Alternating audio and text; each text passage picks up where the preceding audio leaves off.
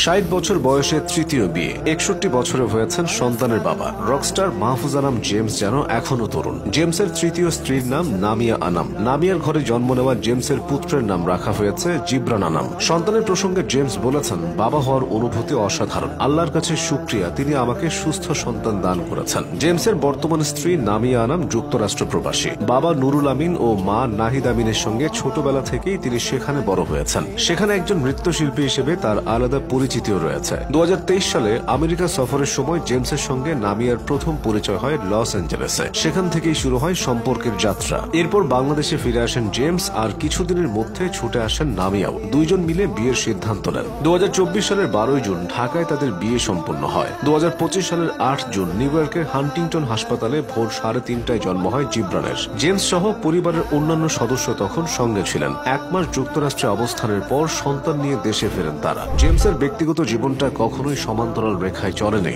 নামিয়া আনামকে বিয়ে করার আগে আরো ২ বার সংসার পেতেছিলেন তিনি। সেই ২ সংসারে তার ৩ সন্তানও আছে। জেমসের প্রথম স্ত্রী চিত্রনায়িকা রথি। ৯০ দশকে আনন্দ বিচিত্রা ফটো সুন্দরী প্রতিযোগিতায় প্রথম রানার আপ হওয়ার